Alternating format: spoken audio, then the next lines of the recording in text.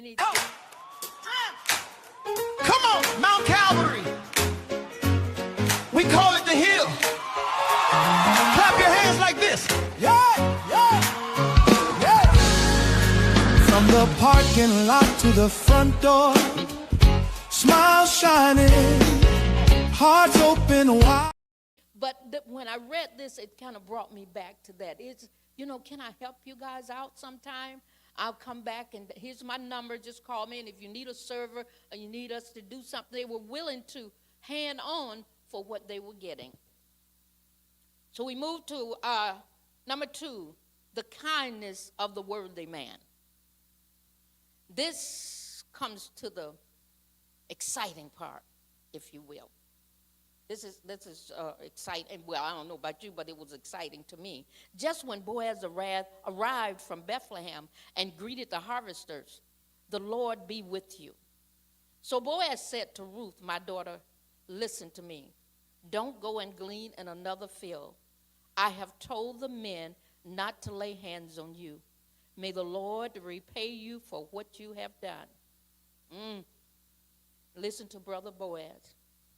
And Boaz is introduced as a Gibeah Havel, a man of standing, character, and strength. Notice the culture of his workplace. He blessed his workers, and they blessed him.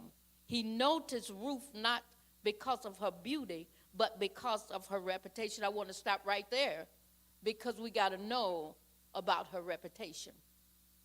Now, from researching that, I read where Bethlehem was a city where they did a lot of gossiping. The word got around about everything. So the word had gotten around about Ruth, that she had followed her mother-in-law from Moab, coming to a strange land.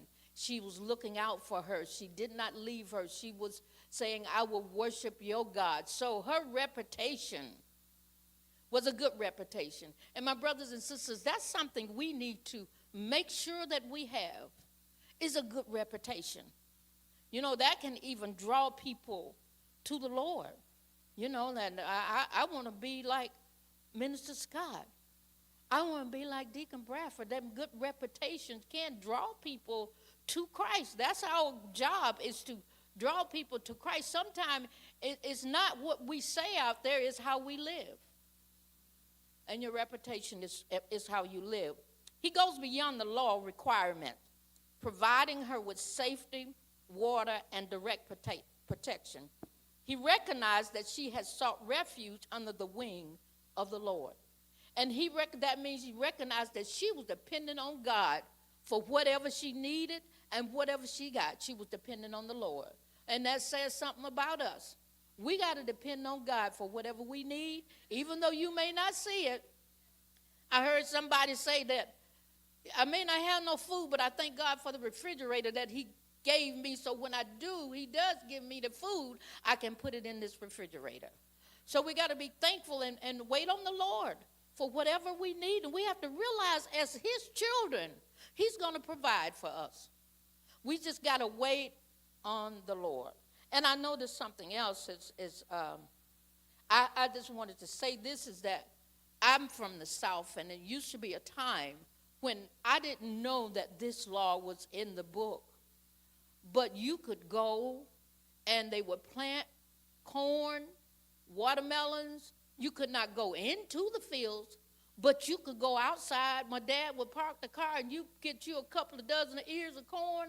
If we didn't have corn, you could do that back then. God, and I said maybe they were looking at this law of gleaning. But now they got electric wire and everything else. You go out there and they got pit bulls, and you better not go in anybody's garden trying to get some corn or some watermelons. But it was a time when people respected this law in this day and time. And as a matter of fact, when I was coming up in the South, and I don't know whether they still do it, but it's a good thing. It shows that God was still providing for the poor. Now, God is the one that provides for the poor now, because the government don't care about you, brothers and sisters. If you poor, they could just care less, even if you had a decent burial when you starved to death.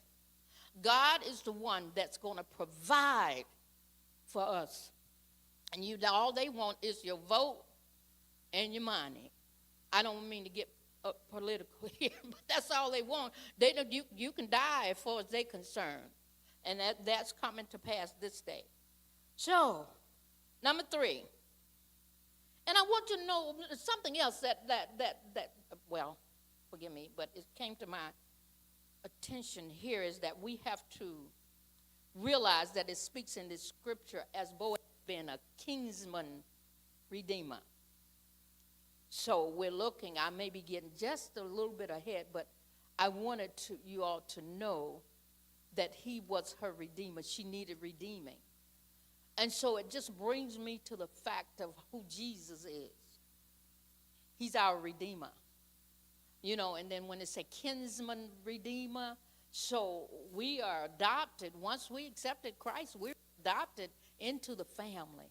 And Jesus became our kinsman redeemer. So to me, Boaz is sort of an example of what Christ is to us. Okay. The commentary here said, I read that one already. Number 3, we got to move on. Abundance at the table, verses 14 through 18. And hopefully when you all take these books home, I'm going to pause here parenthetically and say to you, please go over your lesson, read these verses, and you will understand better because we only have 45 minutes here. Okay, at mealtime, Boaz said to her, come over here. Have some bread and dip it in the wine vinegar. When she sat down with the harvester, he offered her some roasted grains, and she ate all she wanted and had some left over. She found favor. Boaz was her guy. She found favor in Boaz, and he had asked about her, and he even said, whose dazzle is this? Like, whose girl is this? You know, I just found that to be, he just found favor. But we have to see, and all that we do, my brothers and sisters, we have to see the hand of God moving. In their lives and in our lives, you always see the hand of